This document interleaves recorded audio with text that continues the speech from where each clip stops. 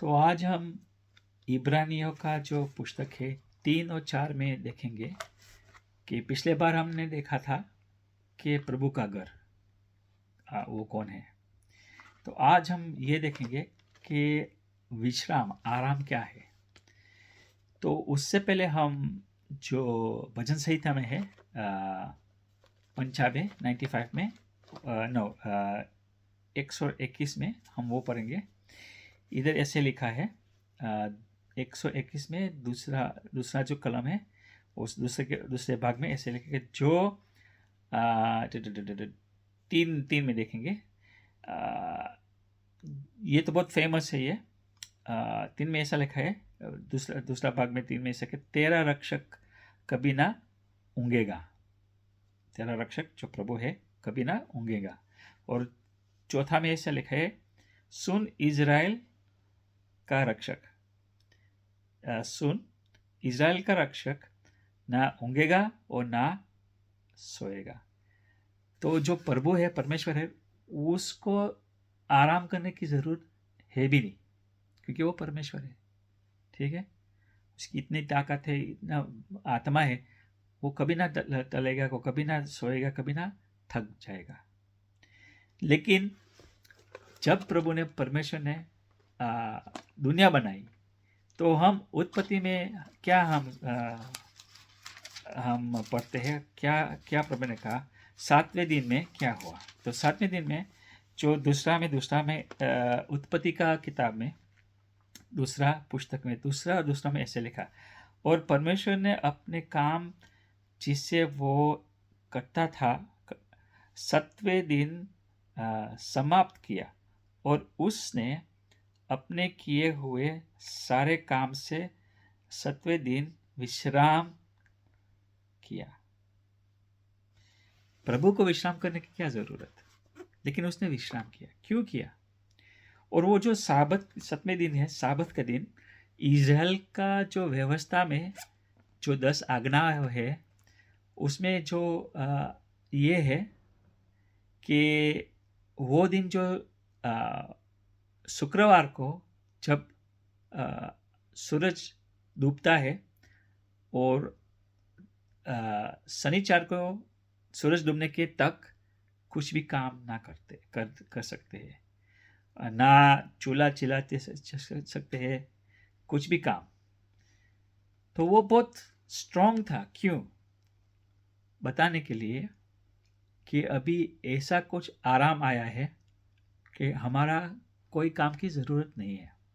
तो वही बात इब्रानियों में हम देखते हैं। तीसरा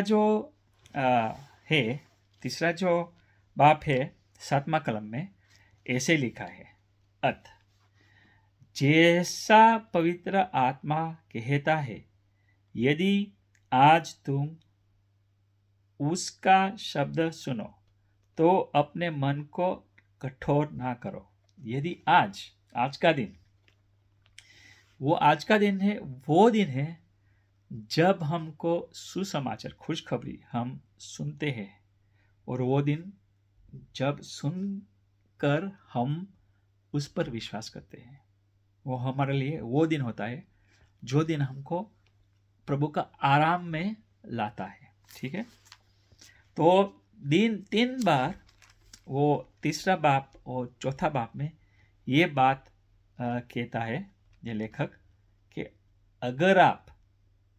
यदि आप आज तुम उसका शब्द सुनो तो विश्वास करो। 3 बार, और 3 बार ऐसे भी लिखा है 11 में क्या लिखा है हम देखते हैं कि तब मैंने क्रोध में आकर शब्द खाए, वो मेरे विश्राम में प्रवेश करने ना पाएंगे।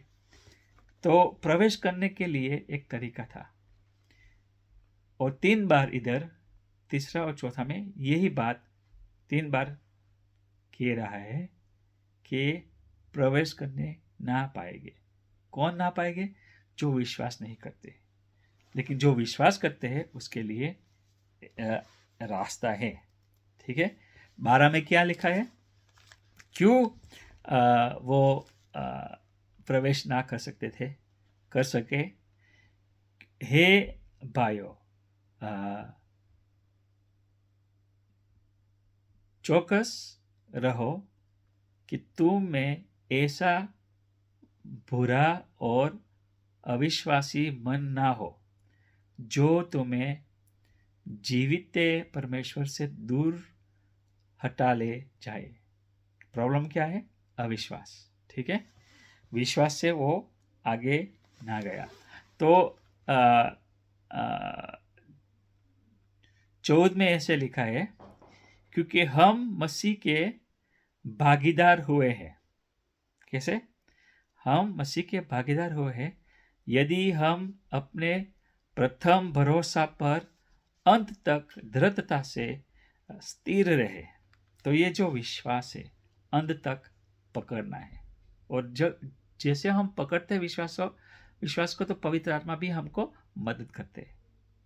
हम उसका हाथ पकड़ा है और पवित्र आत्मा हमारा हाथ पकड़ते हैं। ठीक है, तो यदि हम भरोसा रखेंगे तो हम यीशु मसीह के साथ भागीदार हो गए। जो पवित्रता है, जो डिवाइन नेचर है, जो उसका स्वभाव है, उसका भागीदार हम बन गए हैं। ठीक है, कैसे? विश्वास से। 18 में ऐसा लिखा है, जो तीसरा बाब में, और उसने किन से शपथ खाई कि तुम मेरे विश्राम में, तुम मेरे विश्वास में प्रवेश करने ना पाओगे। क्यों? क्या केवल उसने नहीं जिन्होंने आज्ञा ना मानी? क्यों आज्ञा ना मानी? कैसे आज्ञा ना मानी? क्या केवल उनसे नहीं जिन्होंने आज्ञा ना मानी? 19 में लिखा है, 19 में हम देखते हैं कि वे अविश्वास के कारण प्रवेश ना कर सके। अविश्वास के कारण। तो जो विश्राम है वो विश्वास से हम प्रवेश कर सकते हैं। ठीक है, और चौथा में से लिखे, इसलिए जबकि उसके विश्राम में प्रवेश करने की प्रतिज्ञा अब तक है, तो हमें डरना चाहिए ऐसा ना हो कि तुम में से कोई जन उससे विंचित रह जाए। तो इधर क्या है कि परमेश्वर कहता है कि विश्राम करने के लिए एक प्रतिज्ञा है कि विश्राम करो, विश्राम में आओ। ठीक है, और दूसरा में क्या लिखा है? चौथा बाब दूसरा कलम में ऐसे कि क्योंकि हम उन्हीं की तरह सुसमाचार सुनाया गया है, पर सुनने हुए वचन से उन्हें कुछ लाभ ना हुआ। क्यों ना हुआ? सुसमाचार मिला, क्यों ना हुआ? क्योंकि सुनने वाले के मन में विश्वास के साथ नहीं बैठा, विश्वास नहीं किया। ठीक है, तो जो विश्वास है वो हमको उधर ले जाता है जहां हमको जाना चाहिए। ठीक है, और 9वीं कलम में ऐसे हम पढ़ते हैं, चौथा बाब 9वीं कलम, जान लो कि परमेश्वर के लोग के लिए शब्द का विश्राम बाकी है। शब्द का विश्राम बाकी है। परमेश्वर के लोग के लिए शब्द का विश्राम बाकी है। क्या वो है? क्या विश्राम है? विश्राम का मतलब कि हमको काम करने की जरूरत नहीं है। ठीक है, तो क्या लिखा है? अभी परमेश्वर के लोग के लिए, परमेश्वर के लोग कौन है? जो प्रभु का वचन को विश्वास करते हैं। ठीक है, 10 में क्या लिखा है? क्योंकि जिसने उसके विश्राम में प्रवेश किया है उसने भी परमेश्वर के समान अपने कामों का पूरा करके विश्राम किया है। सुनो क्या लिखा, परमेश्वर के समान। जैसे परमेश्वर ने 7वें दिन में आराम किया, हम भी उसके समान अभी कामों से आराम। तो ये क्या है? ये सुसमाचार है।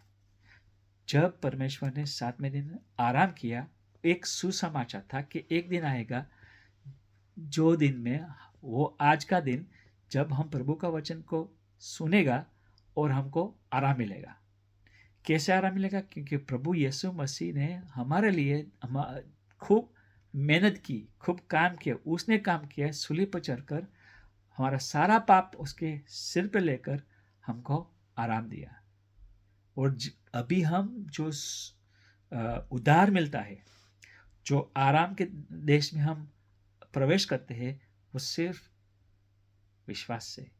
क्योंकि जिसने साबत बनाई वो ही है साबत का सरदार, और वो ही है हमारा उद्धारक। उसने हमारे लिए सारा काम पूरा किया। सो 10वें कलम क्या कहते हैं? प्रभु ने क्यों आराम किया? जो प्रभु ने कुछ थका नहीं जाता, उसको वो ऊँगता नहीं है, उसकी ताकत कभी कम नहीं होती, वो थक नहीं जाता। क्यों आराम किया? हमको बताने के लिए कि एक दिन वो ही हमको आराम देगा। और इधर क्या लिखा है कि उसके समान हम भी आराम करते हैं, क्योंकि जिसने उसके विश्राम में प्रवेश किया है, कैसे किया है? उसके विश्राम में प्रभु यीशु के ऊपर विश्वास किया। प्रभु यीशु ही है विश्राम, ठीक है। उसने भी परमेश्वर के समान, जैसे परमेश्वर ने 7वें दिन के आराम किया, अपने कामों को पूरा करके। अभी ये मार्जिन में ऐसे लिखा है, विश्राम किया है। मार्जिन में ऐसे लिखा है, नीचे क्या लिखा है? या कामों से कामों से खत्म किया, ठीक है। इंग्लिश में ऐसा है, सीज्ड, खत्म किया। कामों से सीज्ड, अभी काम करते नहीं है। यानी कि खुद की ताकत से हम बंद हो गए हैं, प्रभु और विश्वास से और पवित्र आत्मा की ताकत से और प्यार और उसका जो आत्मा से हम चलते हैं, ठीक है। उसका ये मतलब है, ठीक। 11 में ऐसे लिखे है, हम उस विश्राम में प्रवेश करने का